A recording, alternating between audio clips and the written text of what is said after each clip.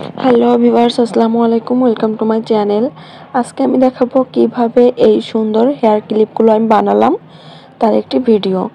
তো আপনারা সম্পূর্ণ টিউটোরিয়ালটা দেখলেই বুঝতে পারবেন আমি কিভাবে সহজে এই কাজটা করেছি। আমি সম্পূর্ণ টিউটোরিয়াল এক ভিডিওতে শেয়ার করব। তো চলুন এই কাজটা আমি দেখিয়ে দিই। এই কাজটি করার জন্য আমি প্রথমে একটা কাপড় নিয়ে নিয়েছি, একটু পপলিন কাপড় নিলে ভালো হবে। এরপর যে ক্লিপের কাজটা করব সেই ক্লিপের শেপ করে কলম দিয়ে এখানে ড্রয়িংটা করে নিলাম। করার পর আমি আরেকটু ফিনিশিং করে কাজটা করছি, কারণ এটা কাজ করতে করতে উঠিয়ে যাবে। এরপর আমি যে সানফ্লাওয়ারটা করব বা ডেইজি ফুল আপনারা যেটাই বলেন সেটা আমি এঁকে নিচ্ছি।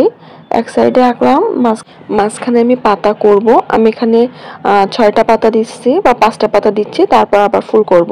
আপনারা চাইলে পাতা কম বেশি নিতে পারেন, আর ফুলের পাপড়িও আপনারা চাইলে কম বেশি নিতে পারবেন। এখানে আমার ক্লিপের স্পেস অনুযায়ী আমি কাজটা করে নিচ্ছি। আপনারাও সেমভাবে করবেন, তাহলে গোনার দরকার হবে না। এরপর আমি উপরেও একটা পাতা করে নিচ্ছি। এখন আমি এখানে লাচ্ছি সুতা ব্যবহার করব। ড্রয়িং টিউটোরিয়ালটা শেষ। এখন আমি দেখুন ফ্রেম কিভাবে জয়েন্ট করে নিলাম। নিচেরটা নিচে দিয়ে উপরেরটা উপরে রেখে একটু চাপ দিলেই ফ্রেমটা বসে যাবে বা সেট হয়ে যাবে। এরপর আমি 2 গুণ সবুজ কালারের সুতা নিয়েছি। এই সুতাকে সুতি লাচ্ছি সুতা বা ফেটি সুতা বা সুন্দরী সুতা বলা হয়। আর এখন আমি এখানে ফিশবন স্টিচ বা মাছ কাটা ভরাট বা খেজুর কাটা ভরাট যেটা বলে সেটা দিয়ে কাজ করছি। আর এই কাজগুলো মানে সহজে শিখতে হলে বা যারা একেবারে নতুন তারা এই কাজটা কিভাবে শিখবেন বা এই পাতা দিয়ে শার্টিং স্টিচ দিয়ে কিভাবে কাজটা শুরু করতে পারেন তার একটা টিউটোরিয়াল আমার চ্যানেলে আপলোড করা আছে, আপনারা চাইলে দেখে নিতে পারেন। এখানে আমি 4টা 5টা ভরাট দিয়ে পাতার কাজটা শেষ করছি। ড্রয়িং করার সময় আমি কাছাকাছি পাতা দিয়েছিলাম। আমার মনে হলো কাছাকাছি পাতা দেওয়া হচ্ছে, একটা পাতা একটু নিচে নিচে দিয়ে কাজটা করলে বেশি সুন্দর হবে। এজন্য আমি হাতের কাছেই ঠিক করে নিচ্ছি। যেহেতু কলমের দাগটা আমার উঠে যাবে, এজন্য কোনো সমস্যা নেই।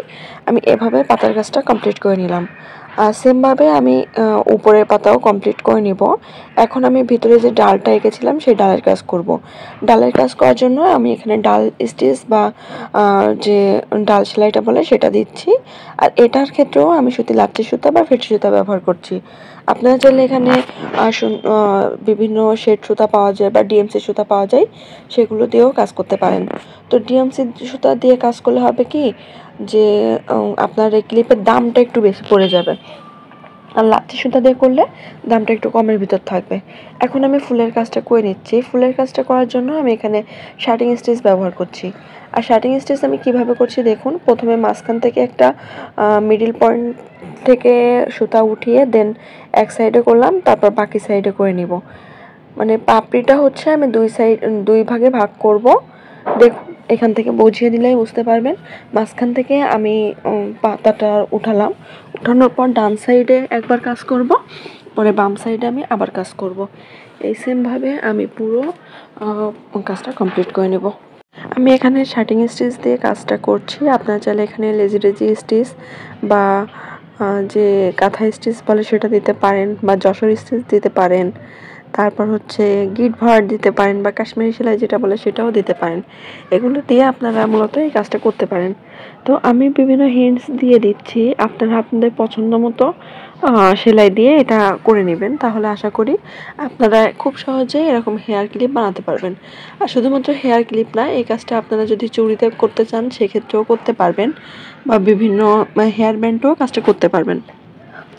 এখন আমি 2 গুণ কুসুম কালারের সুতা নিয়েছি। নেওয়ার পর এখানে আমি যে গিট সেলাইটা বা ফেন্স নট সেলাই সেটা ব্যবহার করছি।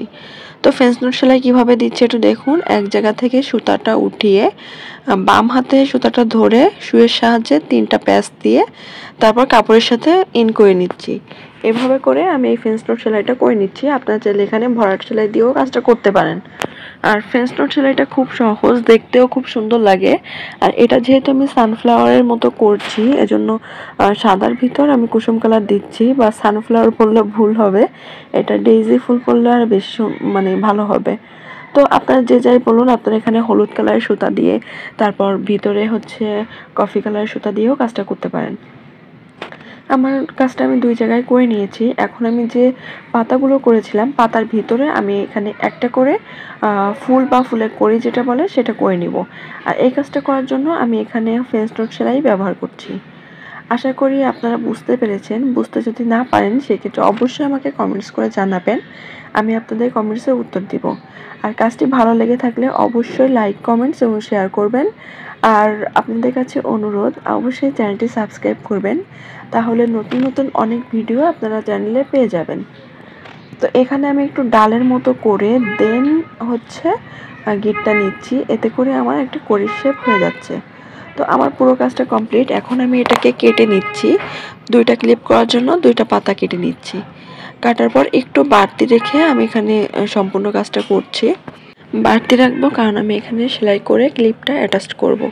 তো এই সেলাই করার জন্য আমি এখানে সুতি লাচ্ছি সুতাই নিয়েছি। আপনারা চাইলে যে গাড়ি সুতা বা রিল সুতা পাওয়া যায় সেটাও নিতে পারেন।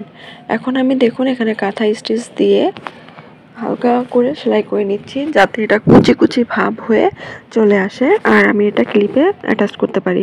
সম্পূর্ণটা আমি 1/2 ইঞ্চির মতো করে সেলাই করে নিয়েছি। এখন আমি ক্লিপটা ভিতরের দিকে দিয়ে জাস্ট একটু টান দিব। দেখুন আমার ক্লিপটা অ্যাটাচড হয়ে গেল। এখনই কত সুন্দর দেখা যাচ্ছে। এরপর আমি 2 পাশের যে কাপড়টা সেই 2 পাশের কাপড় একসাথে নিয়ে সেলাই করব। এরপর ক্লিপের আবার একটা হচ্ছে ড্রয়িং করে নিব। নেওয়ার পর এই ক্লিপটা হচ্ছে আমি পিছনে অ্যাটাচ করব। এজন্য এটা আমি আবার একটু বাড়তি করে কেটে নিব যাতে আমি ভাঁজ করে সহজে সেলাই করতে পারি। 2টা একসাথে কেটে নিচ্ছি এতে আমার 2টা ক্লিপের কাজ হয়ে যাবে। এরপর মাঝখানে একটু কাট করে নিচ্ছি। নেওয়ার পর আগের ক্লিপের ভিতরে দেখুন এভাবে অ্যাটাচ করে নিচ্ছি। তারপর এভাবে ভাঁজ করে দেন আমি এটা সেলাই করে নিব। তো খুব সহজে এই ক্লিপটা বানানো হয়ে যাবে। দেখুন নিচের যে কাপড়টা ছিল উপরের কাপড়টা একসাথে সেলাই করব যাতে আমার যে ফ্রন্ট সাইড সেই সাইডে সুতা দেখা না যায়। এভাবে আমি সেলাইটা করে নিব। সম্পূর্ণ কাজটা আমি সেম ভাবে করে নিব। এভাবে ভাঁজ করব, ভাঁজ করে দেন 2টা পার্ট একসাথে ধরে সেলাই করে নিব। আশা করি বুঝতে পেরেছেন। না বুঝতে পারলে অবশ্যই কমেন্টসে জানাবেন। অনেকে ভাবে যে ক্লিপের পিছন সাইডটা অ্যাটাচ করা অনেক কষ্ট। তো আমার কাছে খুবই ইজি মনে হয়েছে। এই কাজটা আমি প্রথমবার করেছি আর আমার কাছে খুবই ভালো লেগেছে। আশা করি আপনাদের কাছে ভালো লাগবে। তো কাজটি কেমন হয়েছে জানাবেন। ভালো লেগে থাকলে লাইক, কমেন্ট, শেয়ার করবেন। Thanks for watching. আল্লাহ হাফেজ।